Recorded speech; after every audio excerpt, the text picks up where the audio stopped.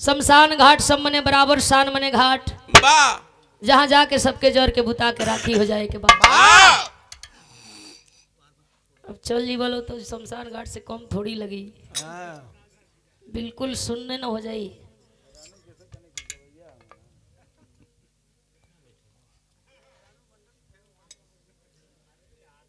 दस मिनट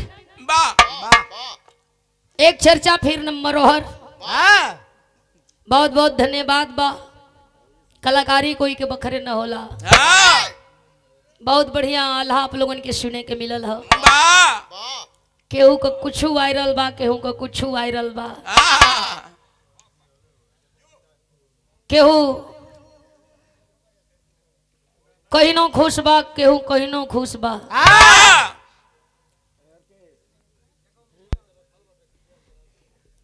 तो एक बिरहा कर्म के ही ऊपर सुनावल जा।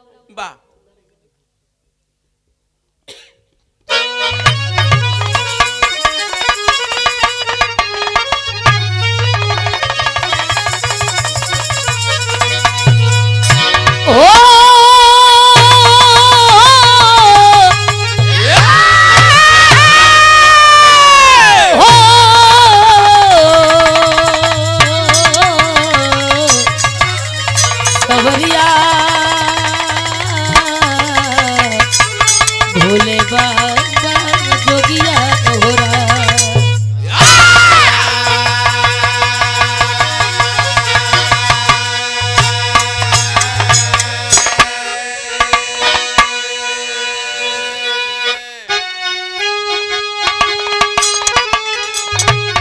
भैले कुरुक्षेत्र घमसान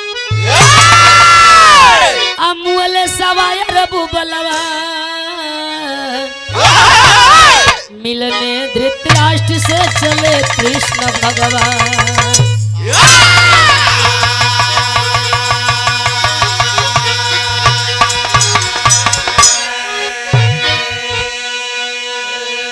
बात पर बात ना होले तो बात रोवेले, दिन के कीच कांच हो जाला तो रात रोवेले।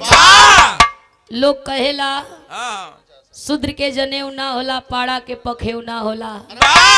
फल बहुते बा बाजारी से बगीचा ले, बाकी बनरन खाती सेव ना होला। बात पर ही बात, महाभारत का लड़ाई खत्म भइल। भगवान कन्हैया हाल चाल पूछे बदे अंधा राजा धृतराष्ट्र के घरे गईलन।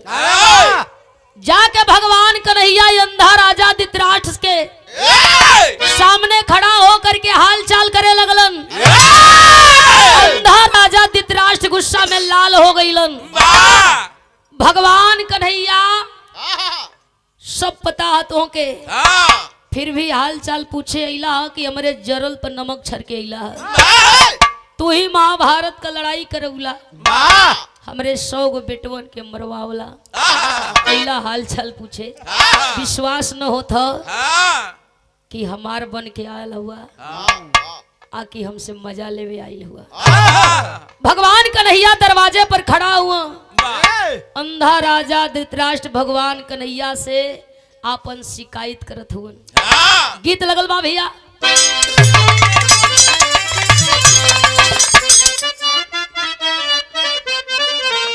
एक नोट और लगाइला।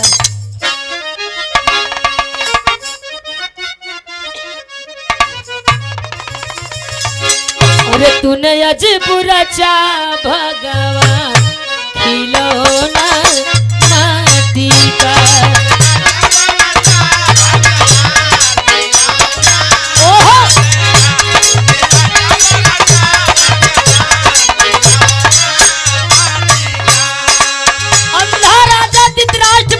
कन्हैया से कहे लगलन, हमसे का दोष भई रहे, हमसे कवन पाप भई रहे, कवन भूल भई रहे कि हमार 100 बेटा मरवा दिहला। और तो और लोग बतावेला इंसान के बनावे वाला, बोलावे वाला, बिगाड़े वाला काम तू ही करेला। तो हम कितना बड़ पापी रहली कि हमके अखिया कान्हर बना दिहला, दूसरे हमारे बुढ़ौती का सहारा हमार 100 गो बेटवा मरवा दिहला। भगवान कन्हैया खड़ा हुआ अंधा राजा धृतराष्ट्र का सगरी बात सुनत हुआ। अंधा राजा धृतराष्ट्र कहत हुआ का कहे, अरे क्यों छीन लिए श्रीमान सहारा अंधे का।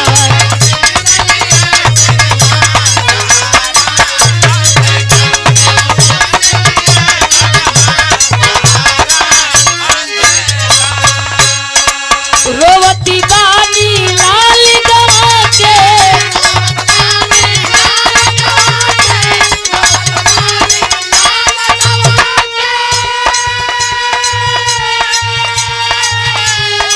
सौ बहुअन के रानी बना के,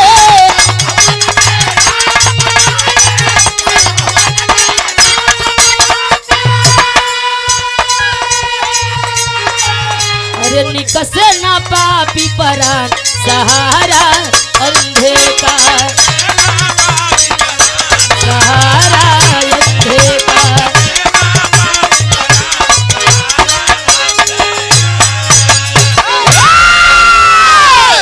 दुख होतना हमके ना होत बा जितना हमार बेटा मारल गइलन। हमके दुख ये बात कहो कि हमरे 100 बेटा मरा गइलन, बुढ़ौती का सहारा छिन गइलन।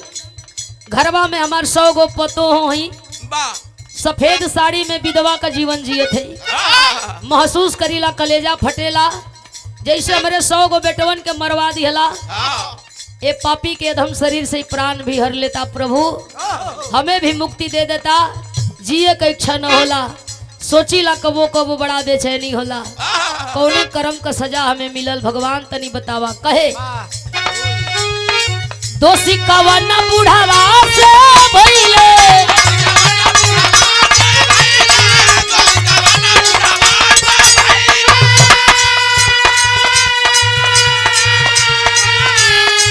कवन कुल के दीप बुझैले,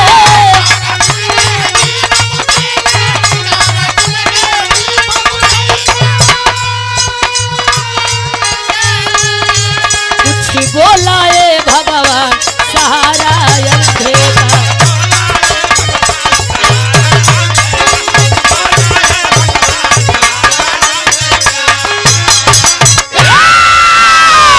भगवान कन्हैया कुछ बोला मुंह खोला, हमरे सवाल का हमें जवाब चाहिए। भगवान कन्हैया की ओर इशारा कैलन, कुछ बोला मुंह खोला, चुप काहे बड़ा, हमारी सगरी सवाल का हमें जवाब चाहिए। भगवान ऐसन हम का गलती कैले रहली कि इतना बड़ हमें सजा मिलल। एगो त आँखी का यानहर बुढ़ौती का सहारा हमरे 100 गो बेटवन के मरवा दिहला। भगवान कन्हैया कहला कि जब हमें दोष लगावत हुआ तब 5 मिनट हमार बात ध्यान से सुन ले बा, तोरे सवाल का जवाब तुहके मिल जाई। अंधा राजा धृतराष्ट्र बैठ गइल भगवान कन्हैया के सामने, कल की अपन 5 मिनट में सारी बात कहा, हो न हो 2-4 मिनट और बढ़ाला, लेकिन हमें हमरे सवाल का जवाब चाहिए। भगवान कन्हैया कल जैसे तुहार बतिया हम ध्यान से सुनली हो, वैसे ही हमार बतिया ध्यान से सुन ले बा, तोरे सवाल का जवाब तुहके मिल जाई। इत्मीनान से अंधा राजा धृतराष्ट्र बैठल हुन भगवान कन्हैया के सामने। भगवान कन्हैया अंधा राजा धृतराष्ट्र का ध्यान लेके चलल हुन त्रेता में। कलन की बात हमार सुनला, कन्हैया बन के तोहरे सामने आई, लेकिन ए जुग का बात, ए जुग का कहानी तोहे ना बता के हम त्रेता का बात बतावल चाहत है। अंधा राजा धृतराष्ट्र कल त्रेता का बात हमें काहे बतावल चाहत हुआ। कल की सुना कहत हुआ कि भगवान हुआ, तो भगवान होते हुए भी हम कितना कष्ट का सामना कैले है। सुन ले बा तो एक बार तू सोचे पर मजबूर हो जाइबा। अंधा राजा धृतराष्ट्र कहे कि त्रेता का कहानी सुनावल चाहत हुआ तो हमें सुनावा। हम सुनल चाहत है कि भगवान रहला कितना कष्ट का सामना कैला। भगवान कन्हैया कल सुना राजा दशरथ का बड़का बेटवा राम बन के अली। बड़ बेटा भैला के नाते घर में बड़ा दुलार प्यार भी पौली। बड़ा सम्मान अयोध्या में हमार रहल। हमार बाबूजी एक दी विचार बनौला, बड़ भैला के नाते बाबूजी सोचल कि बुढ़ौती का सारा भार अपने बेटवा राम के दे दी। सिंहासन पर बैठा के बाबू तिलक लगावे का घोषणा कैला, तैयारी कैला, डुग्गा पिटवौला। अयोध्या का लोग नाचत गावत झूमत ह कि अयोध्या का राजा राम के बनावल जाई। यही खुशी में सब गावत ह। माई कैकई तक की बात पहुंच गई। माई कैकई अनशन कैली, कुप भवन में जाके सुत गईली, अन्न पानी त्याग दियली। बाबू हमार गईला, राजा दशरथ सवाल कैला, माई कैकई का जवाब रहल, हमरे बेटा बदे राजगद्दी और राम बदे वनवास चाहिए। दो वचन का प्रस्ताव रखली माई कैकई, बाबू हार गईलन। वचनबद्ध भइला, बाबू वरदान दियलन कि ऐसने होई, तोरे बेटा के राजगद्दी और बड़का बेटवा राम के वनवास। जब ये बात हम सुनली, अयोध्या छोड़ के चले लगली। जब वन की ओर हम चले लगली तो हमार जानकी भी हमरे साथे जाए का जिद कैली। हमार छोट भाई लक्ष्मण भी जाए का जिद कैलन। उहे माई कैकई अइली राज दरबार से निकल के, हमके 3 गो फल थमौली कली की तू के न खाए के ह। एक धौली ह 14 वर्ष का वनवास काटे के ह। ओ 14 वर्ष में जे तुहरे विपत में कामे आई, वही के ही फलवा खिया दिया। 3 गो माई का दिहल फल हम लेके चल दियली। वनवास काटल कोनो आसान न होला, दर दर का ठोकर खाए लगली। ए वन में, ओ जंगल में, ओ बगीचा में, ओ कुटी पर। आदमी कहेला कि घर कमारल वन में गइल, वन में लागल। एगो तो हम घर से गईली 14 वर्ष का वनवास काटे, और दूसर का रावण आइल। वही समय हमरे सीता पर नजर डलस और वो रावण हमरे सीता के चुरा के लेके चली गई। अंधा राजा धृतराष्ट्र सामने बैठ के भगवान कन्हैया का सारी बात सुनत हुआ। भगवान कन्हैया बतावे, गीत लगल भैया।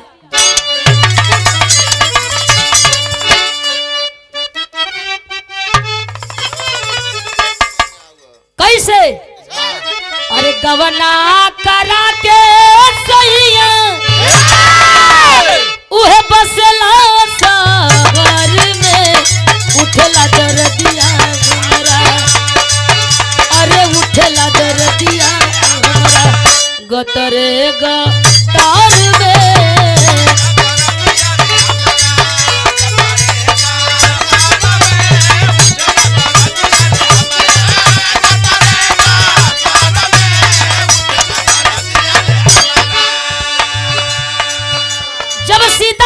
चोरा के लेके चली गई, दर दर का ठोकर खाई, बन मन में अपने जानकी के सीता के खोजी। सीता के हम न खोज पौली, सीता के वियोग में बड़ा रोली। सबसे पूछली, और सम्मानित गार्जियन आप पिंटू यादव जी, आपके द्वारा ये 50 रुपया दे के सम्मान किया गया। बहुत बहुत पोलगी, सबके पोलगी, आशीर्वाद का कामना।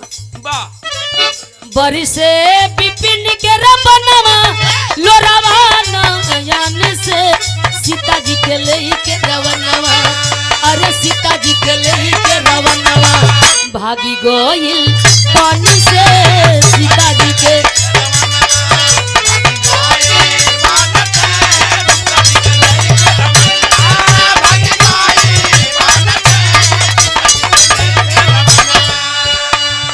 ओई गईली तहिए पागल,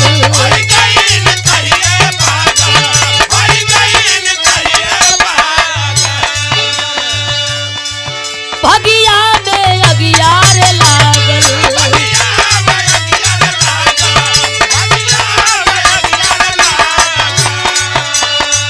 सेवकाई हनुमति कहिले विपदा में मन से, सीता जी के लई के रवनवा, अरे सीता जी के लई के रवनवा, भागी गई वन से।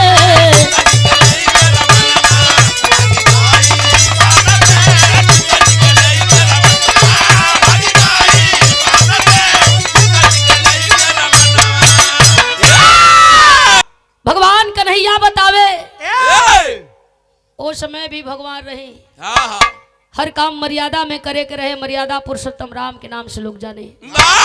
सीता का पता लगौली, नो पता चलल, हनुमान से मुलाकात भइल। उहे हनुमान जाके हमरे जानकी का पता लगौलन, आके सारा समाचार बतौलन। झोली में हाथ डलनी पे एक फल निकाल के हनुमान के दिली। माई कह कई बतौले रहली जे तोहरे विपत में काम आई, वही के खियई ह। फल दिली, हनुमान जी खैला, फिर चले गईला। फिर मुलाकात भइल, हनुमान के द्वारा लंका पर पुल बांधल गई। लंका पर चढ़ाई कैली और हनुमान के द्वारा रावण के मारल गई।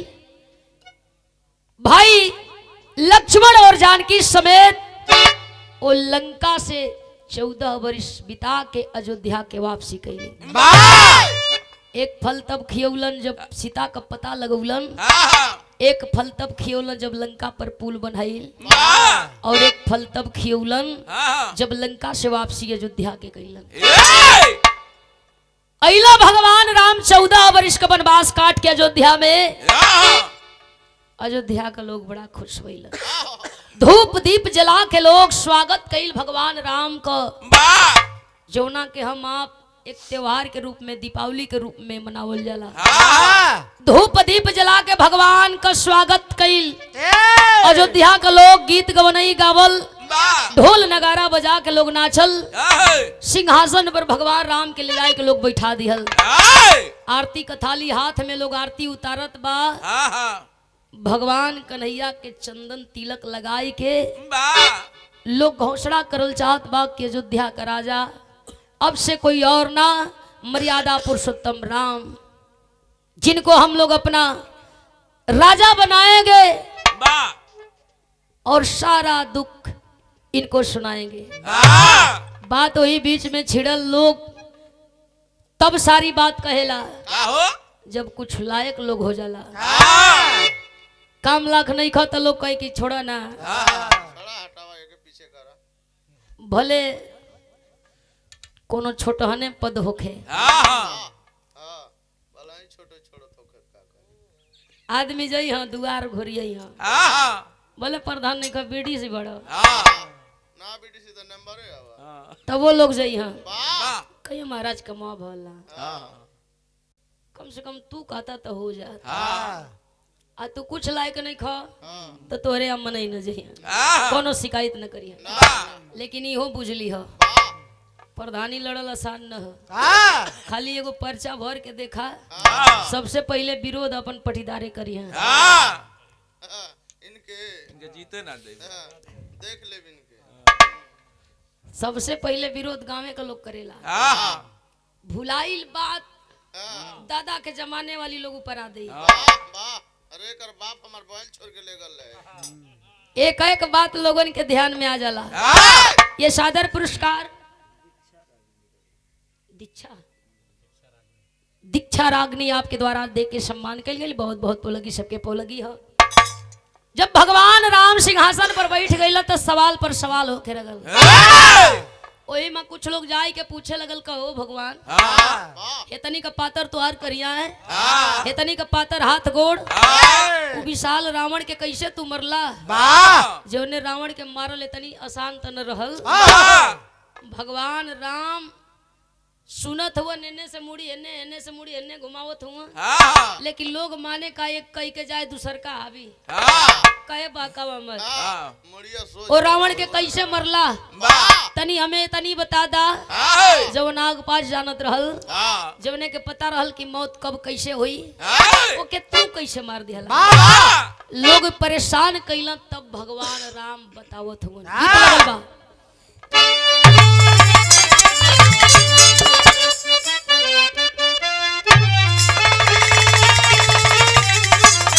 अरे प्रभु आप बसो वृंदावन में, अरे प्रभु आप बसो वृंदावन में, मेरी उम्र गुजर गई गोकुल में। अरे मेरी उम्र गुजर गई गोकुल में।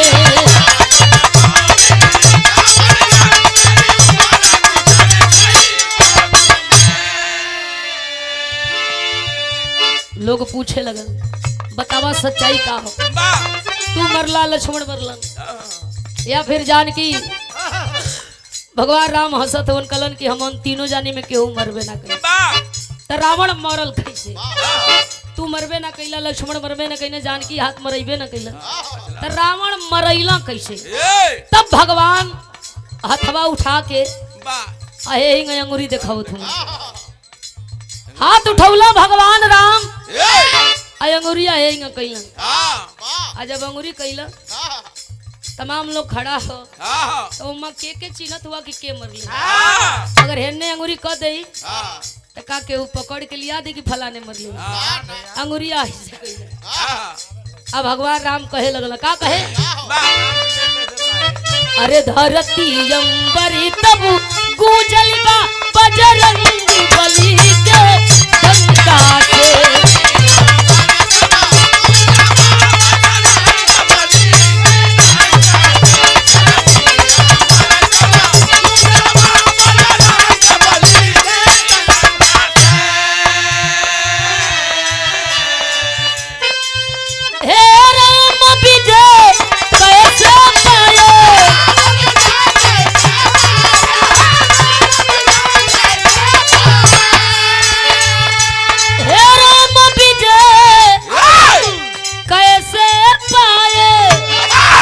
हम पवन पुत्र को दिखिलाए,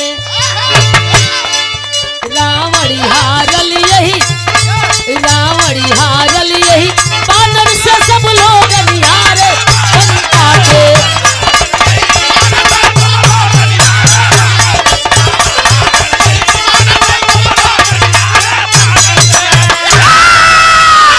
रावण हारल यही, बानर से सब लोग निहारे बंका। भगवान राम कला कि हम ना मोले, हम ना मरले हैं। जवन जवन कैले हुए आए हनुमान जी, हनुमान जी हई बनरा, हई बनरा रावण के मरला। विश्वास न होते ऐसन बात मत कहा जवन हजम न होखे। अरे जवन सही है तवन सही है, के मारल ही बतावा। भगवान कहला कि का बैठल हूँ, सीता का ये पता लगौला, लंका पर ये पुल बदलन आ इनके चलते रावण मरे। अयोध्या का लोग ठठाई के हंसल, मेहरारू मजा लेते, लइकवा जाए के खोदे लगल है। हनुमान जी परेशान हो गई, जाके मजा लेते हुआ लइकवा खोदत हुआ, हाई सीता का पता लगा देला, हाई लंका पर पुल बांध देला। ये करे चलते रावण मरा गल, हाई बानर। हनुमान जी तो सुन के एकदम फूलत हुआ कि हमार बड़ाई भगवान करत हुआ। बाकी गुस्सा ये बात कहो कि आई चुटपुटियवा न हमके समझ पावत हुआ कि हमके खोदत हुआ सो। इन्हन के कब पता चली कि हम बलशाली है, हमरे बल हो। हनुमान जी मार गुस्सा में अयोध्या छोड़ दिया, चल गई नदी किनारे बालू के रेत में जाके तरी लेते हुए। अब इनके मन में ही घमंड बा कि जहिया भगवान राम का जरूरत लगी तैया ही हमके खुद खोजी। हाँ चलत है, कोनो चीज के जब ढेर खींचे लगबा आ खींच के छोड़बा तो लग जाई सड़क, तब बुझाई कि इतना ना खींचे के चाहत रह। अब हनुमान जी इतना फूल गई नदी किनारे बैठल, उनके गरज लगी था यहाँ। अब हम अयोध्या ना जाई, उनका काम लगी थे, हमारे कौन काम बाकी उनकी कह जाए। भगवान अयोध्या में हुआ और हनुमान नदी किनारे बालू के रेत में तरी लेते हुआ। 1 महीना 2 महीना 6 महीना बीतल, बेचैन हो गई ना भगवान राम के देखे खातिर। सोचत हुआ कि भगवान राम हमें वरदान दिले रहला, जब इच्छा होई जहाँ वही हमें देख लिया, हमारे दर्शन कर लिया। तो फाड़त हुआ कहीं दर्शन न जानकी न भैया लक्ष्मण न भगवान राम, बेचैन हो गई। हनुमान के ज्ञान हो गई कि बुझाता कि सही लोग कहेला कि जहाँ हम वहाँ हम नहीं। यानी कहला के मतलब कि हनुमान के रोमा रोमा में घमंड समाइल तो भगवान के रहे के कहीं जगह ना। अब भगवान जब नजर न अल दर्शन ना हनुमान पौला तब बेचैन होके नदी किनारे से भाग के फिर अयोध्या आइल तेरी का भाव लिखल गई बा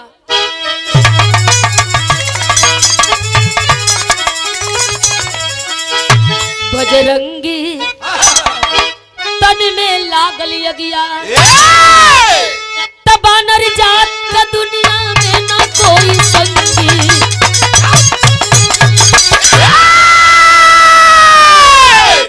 बानर जात का दुनिया में ना कोई संगी बजरंगी तन में लागल यगिया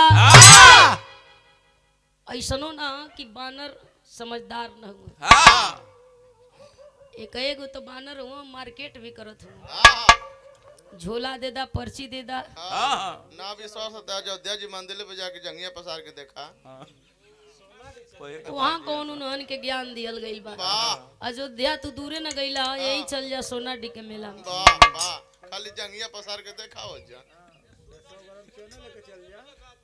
हाँ तब का वाह एक तक खइबो करल कुल दूसरे घिरबो करना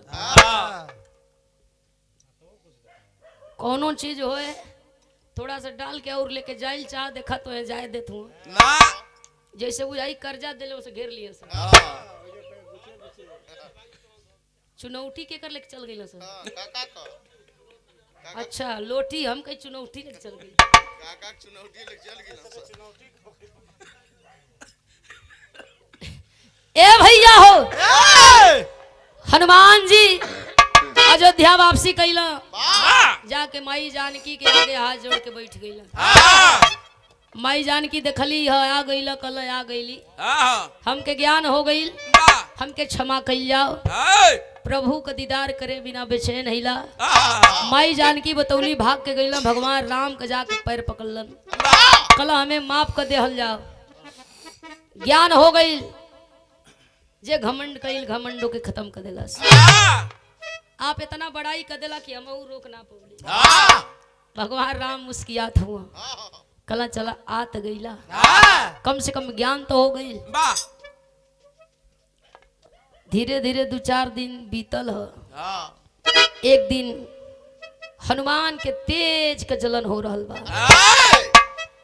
बेचैन हुआ यहाँ रोहर कूदत फानत हुआ टहलत हुआ चलत हुआ भगवान राम पूछलन कि देखत इला 2-4 दिन से आइल हुआ बड़ा बेचैन हुआ चैन से बैठत ना हुआ न सुतत हुआ न खात हुआ आखिर ऐसा का खा के आगल हुआ हनुमान कला प्रभु खैले तो कुछ न हिला लेकिन शरीर में बड़ा जलन होत हो मन बेचैन हो बुझा था कि कुछ होई हमारे साथ है भगवान राम कला कि हाँ तो होई ऐसा न होके कि गिद्ध उतर जाए जोन करे को वही तनी फर्क ही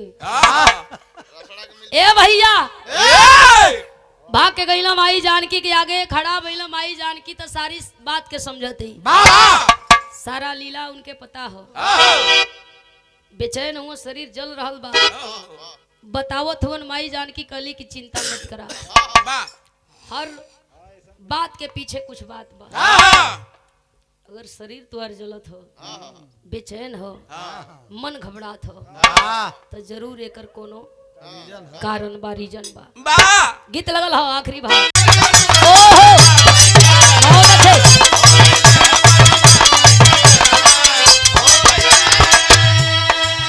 फल खाए बजरंग बली हो फल खाए बजरंगी बली तब लाल नयन हो गई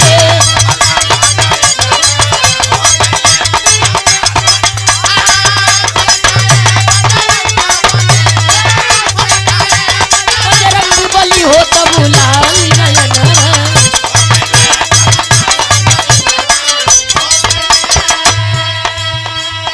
आगे लागल दहिया में सासत में परनवा हो गईले 101 खंड तुरते हो गईले 101 खंड तुरते हो गईले सासत में परनवा हो गईले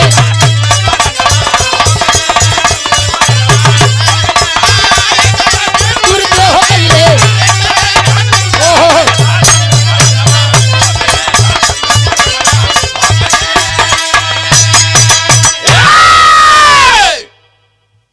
101 खंड तुरते हो गईले सासत में परनवा हो गईले।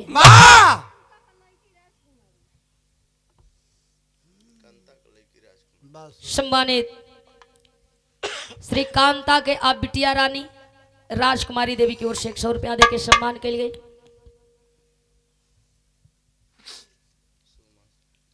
और ये सम्मान आया है 100 रुपया सुमन देवी की ओर से। अखबार भेंट सब लोगों के पोलगी हो। हनुमान का शरीरिया विस्फोट कैला है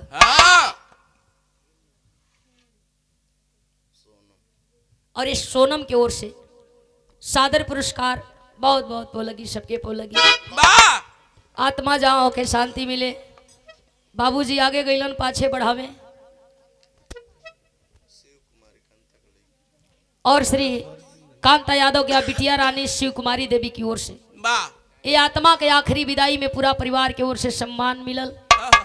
अखबार भेंट कोटि कोटि प्रणाम सबके पो लगी। ए भैया हनुमान का शरीरिया विस्फोट कैला ह।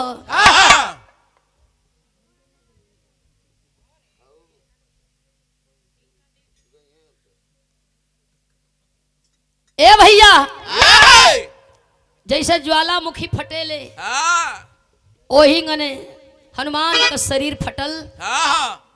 एगो रहला 100 बानर और हो गईला 101 बानर हो गईला। माई जान की ताकत है। हनुमान जी कल कुल का हो कली की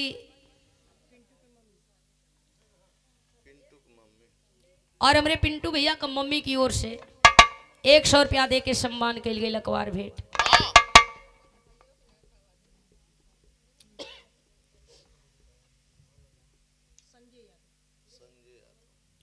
और बड़का भैया संजय यादव की ओर से 100 रुपया और सम्मान आया है 100 रुपया सम्मानित प्रियंका यादव जी आपकी ओर से। सबके अखबार भेंट।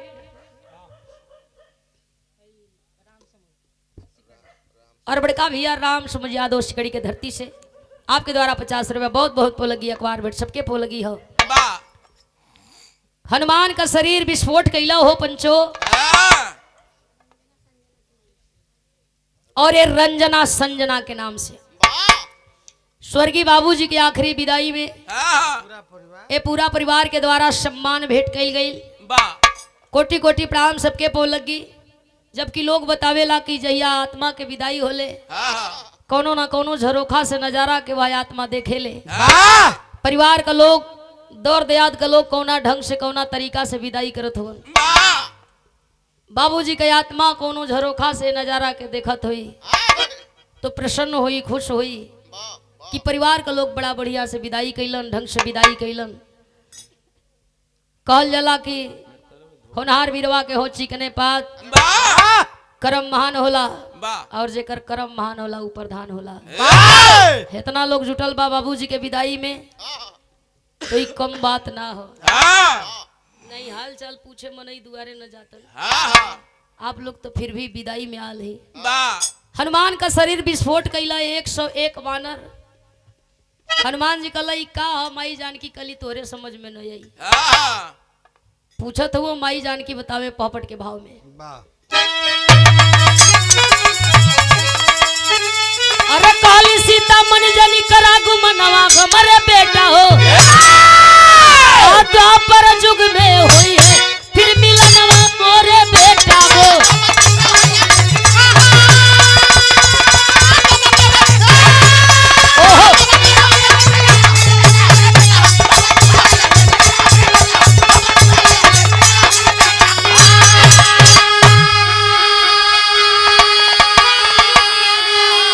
अरे माया मोह संसार में रही के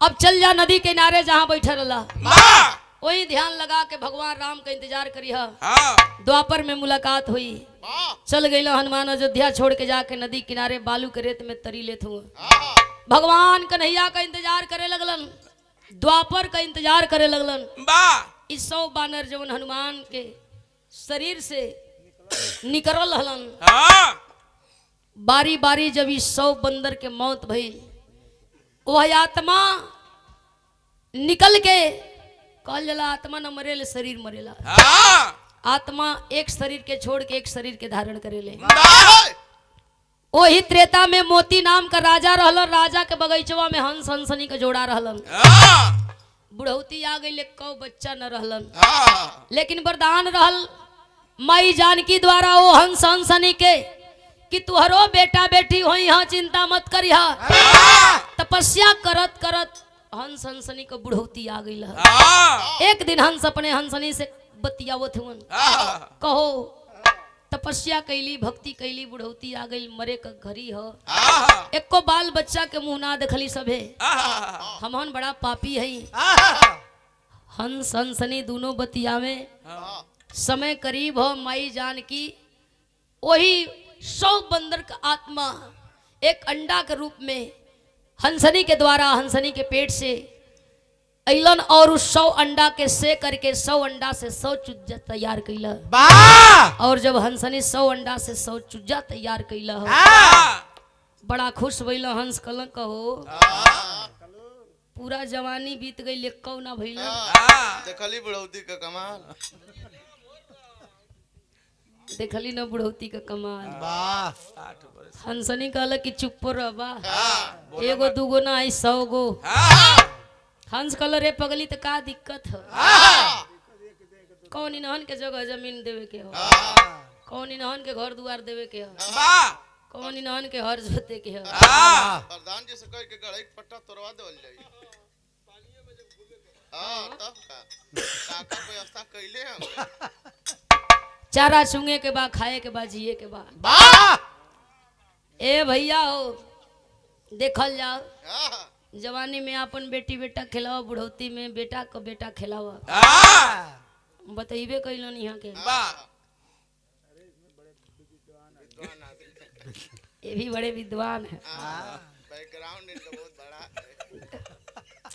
मने यहाँ के प्रचार करते कि हमारो पतो है जो न कि लड़का पैदा कर दिले है, पतो का लड़का हो गए। तू का सोचला अब बिहान जो देखिए मोबाइल तब न ये कुल बाबूजी जाके करत हुआ छीन रही वाला काम। बाबूजी वंशी न रही छोड़ला ना। अब वो फिर अपने मर्दे के देखे है तन देखी का आई आपका बाबूजी का करत है, तोरी बाप का गुण है। देखिए है छीन रही जाके करत है यहाँ के। अब हमार लड़का नहीं आ रही, लड़का हो गल है, हो गए कुछ दिन में पेटो नहीं आ रहा। वाले बात ना होके ए भैया वाह उहे जिंदगी सफल हो, बेटा खिलाओ और बेटा का बेटा खिलाओ, नाती पनाती सनाती सब ना दिखेला। बड़ा भाग नसीब वाले होतन, नाती पनाती देखेलन ओकरे बाद ही दुनिया से जातन। हंस हंसनी बड़ा खुश भइलन कि जायदा भगवान के मर्जी तो भइल। माई जानकी खुश बाड़ी की कम से कम वरदान इन्हन को पूरा भइल। 4 लाइन लाओ। अरे महिमा आया पार, अरे महिमा आया पार सीता उहे शक्ति देखवलिए बाबू।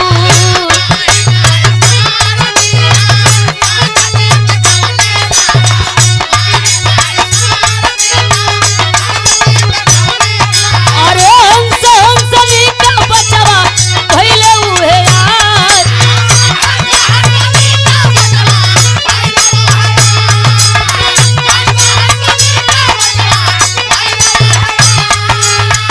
एक दिन हंस बोला हंसी के समनवा जाके,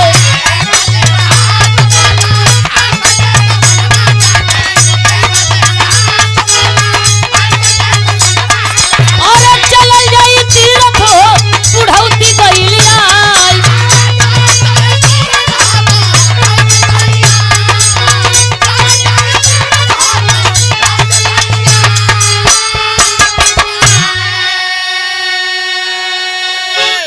धनुष बाणन हंस से पेड़ से वो पेड़ तक उछाल कूद करत हो लिया में चूंग के चारा खिया में धीरे धीरे बचवा सयान भइला कहला के मतलब ही हो चाहे आपन औलाद हो या दूसरे का लोग इहे कहेला कि अब पांख जाम गइल अब का हंस हंसनी कहू जो 100 चुज्जा हुआ पांख जाम गइल हंस हंसनी मिल के अपने 100 बेटवन के उड़े का सिखावे ए डाल से वो डाल ओ डाल से वो डाल अब उड़े भी लगलन यानी चारा चूंग के खाए जिए लायक हो गइल हंस कहला ए हंसनी अब हमने का बेटा उड़े जो हो गइल पखुड़ा जाम गइल चारा चूंग के ही खाए लोग हो गइलन तो हमन काहे अपन बुढ़ौती बिगाड़त है चल के तीरथ कर लेती सबे हंसनी कल कहो एक तो बुढ़ौती में हमान माई बाप बनली बचवन के करे सारे छोड़ के जाइल जाई हंस कल रे पगली इतना दयावान राजा जेकरे बगीचा में हमने कई बचवा हुआ चल राजा से कहल जाई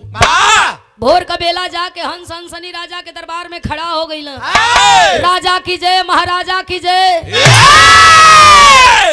राजा खड़ा भइला मोती राजा का नजर पड़ल आदमी तो आदमी आई चिरई का जात आके दरबार में जयकार लगाओ तो आगे बुलावल गई हंस हंसनी जाके खड़ा भइल राजा पूछे लगल कैसे आवल गई हंस कहल कि हमन का मजबूरी ये हो आपके बगीचवा में अपन 100 चुज्जा हमन छोड़ के कुछ दिन खातिर तीरथ कइल चाहते माघ का मेला लगल और के वायरल ना एगो बानर लेके वायरल काका के भेजे वाला ही ही वो अपन करनी बस ले जाए के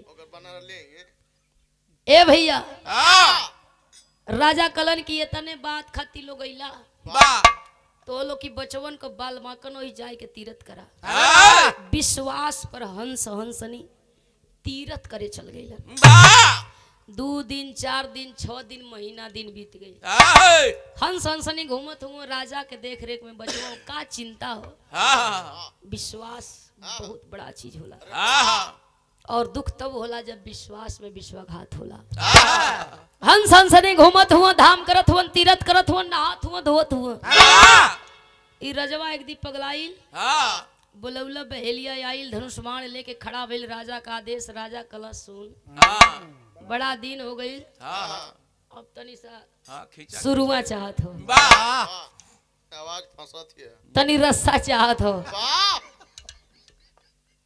बहेलिया कहा कि आदेश होखे कालियावल जब बगुला मराव आकी तितिल मराव आकी का कौआ भूज के खिया दी कबो मुंहबे ना करबा चलाल मास्टर एंडवा लेबा का बहेलिया भगवान मान के वो राजा के आगे खड़ा हो सारी बात बतावे राजा कल की कोनो वैसन चिड़ई मार के लिया ऐसन कोनो पंछी का मांस हमें खियावा कि खाई तो मजा आ जाए कबो भुलाई ना धनुष बाण लेके बहेलिया चल दियलस आ जाके वही राजा के जंगल में घूमत राजा के बगीचा में ताकत नजर पड़ल हंस हंसनी का बच्चा ये पेड़ से वो पेड़ कूदत हुआ सोचला कि रुका आज तनी यही में से 2-4 गो ले चली राजा के बनाई के खियाई ठीक लगी तो ठीक नहीं फिर बिहान से दूसर चेंज हुई 5 जानी के बाण लगाई के मरला गिर गई नीचे लियाई के पखुड़ा उखुड़ा उखाड़ के छील के कोरा कैले मसाला डाल के बेकायदे पकाई के ले जाई के राजा के आगे रख दिया राजा जीभ चटकाई चटकाई खैलन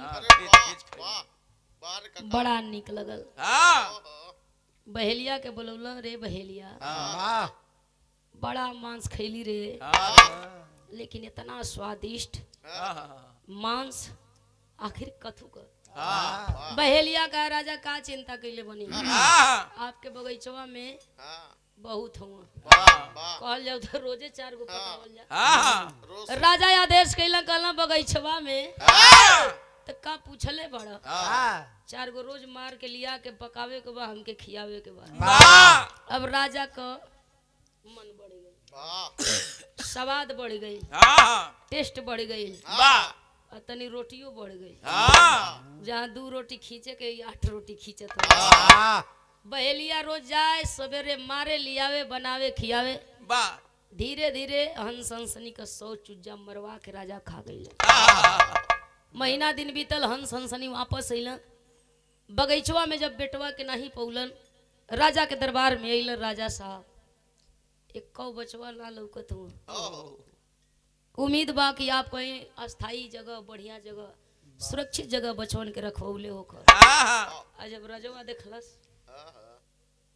चुपचाप खड़ा होकर टुकुर टुकुर ताके लगल। हम कौन जवाब दे? हम तो जल्दी की कॉलोनी कहीं मर बिला गई, ई तो वापस आ गई। राजा हाथ उठा दिया, कल हमें क्षमा कदा, जी भी से हार गई तोरे 100 बचवन के मरवा के खा गईली।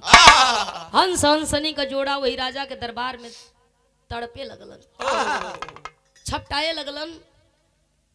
तड़प तड़प के वह हंसनी मर रही है, लेकिन राजा के शराब दे रे राजा, शराब देती हूँ। हम तो कुछ दिन बचवा के खिलौली पुलौली, समय बेटवन की साथे बितौली, आंखी से देखली।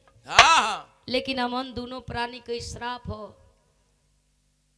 कि आवे वाला अगला जन्म में जब पैदाइश त्वार हुई, अखिया कान हो जाइबा, न अपने औलाद के देख पैबा, न कोनो सुख भोग पैबा। ये कही के हंस हंसनी राजा के दरबार में दम तोड़ दिलन, मर गईलन। आज बेतनी बतिया भगवान कन्हैया अंधा राजा धृतराष्ट्र से कही सलन, सुला सलन। तई जब सुनलन में बात के, तभी खड़ा हो गईलन। अंधा राजा धृतराष्ट्र होत हुआ, लाठी कहाँ हो? अंधा राजा धृतराष्ट्र खड़ा भइल, तमतमाई के गुस्सा में लाल भगवान कन्हैया से कल, रे भगवान तू वो पापी का कहानी सुनाव तड़, हम रहल होती ओकर पखुड़ा उखाड़ देले होती। भगवान कन्हैया कहल कि अब्बो बा। अंधा राजा धृतराष्ट्र कहल बा, कहाँ बतनी बा, यहाँ धरा देबो के हर बा। भगवान कन्हैया कहल चिंता मत करा, बहुत दूरे ना हो, आस पास हो। अंदर राजा धृतराष्ट्र कहल हमारी आस पास हो, केहर पूरब की पश्चिम, उत्तर की दक्षिण। कहला कि उत्तर पूरब पश्चिम मत करा, चुपचाप खड़ा रहा। अंधा राजा धृतराष्ट्र कहलन कि के ह तनी हमें बतावा भगवान। वैसन पापी का जिए का अधिकार न हो, ओकर गर्दन कलम करा देवे के चाहिए, फांसी पर लटका देवे के चाहिए, बेरहम मौत मारे के चाहिए। आ तू कथवा के वैनु जिंदा हो? भगवान कन्हैया कल हाँ जियत बा के ह, तब भगवान कन्हैया बतौल।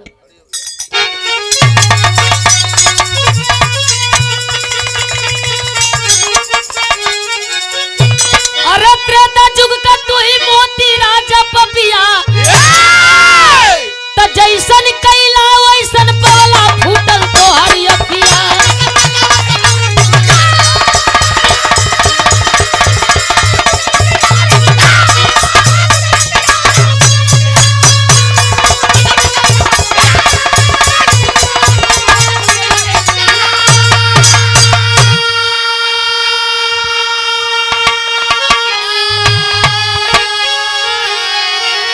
त्रेता का मोती राजा कोई और ना हो, त्रेता का मोती राजा द्वापर में तू ही हुआ, राजा धृतराष्ट्र बन के आइल।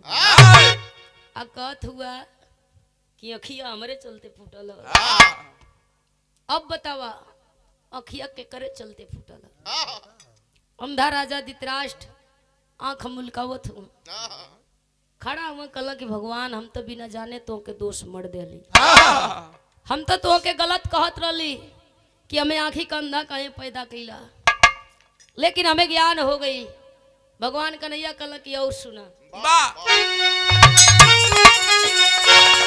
100 हंस हुए कौरव, पहले द्वापर युग में आई, और गति पाले अपन कुरुक्षेत्र में मराई।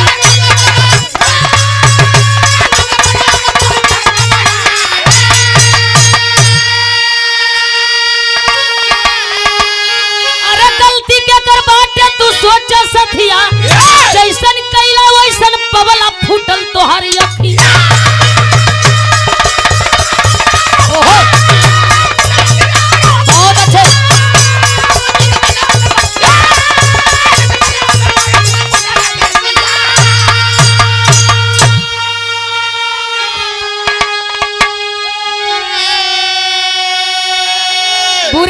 का बुरा नतीजा ना मानो तो कर देखो, जिसने जैसा किया है यारो उसका उसका घर देखो। जे जैसन करेला वैसन भरेला। कुआं खनले बड़ा तो भगाड़ में गिरे के बाद। अंधा राजा धृतराष्ट्र के अपने सवाल का जवाब मिल गई। हंस हंसनी का श्राप लगल, आंखी का अंधा हो गई। भगवान कन्हैया बतौला उ बेटवा तोहार ना रहल जेकरी खातिर तू रोवत हुआ। उ हंस हंसनी का 100 चुज्जा जवन बाण से मरवौले रहला, उहे हंस हंसनी का 100 चुज्जा तोहार बेटा बन के अइलन और अपन भरपाई करौला। कुरुक्षेत्र के मैदान में तुहार 100 बेटा मरैला, जैसे बाण चढ़ाई के धनुष पर बहेलिया मरले रहल, वैसे ही अर्जुन द्वारा तुहार बेटवा मारल गईला। अब बतावा गलती के कर हो? अंधा राजा धृतराष्ट्र भगवान कन्हैया का पैर पकड़ लियलन, कलन हमें क्षमा कदा, हमके ज्ञान हो गईल कि हाँ जे जैसन करी वैसन पाई। आखिरी भाव। अरे डहरिया बतवले जा, डहरिया बतवले जा, गुरु मोरी भूलली, डहरिया बतवले जा।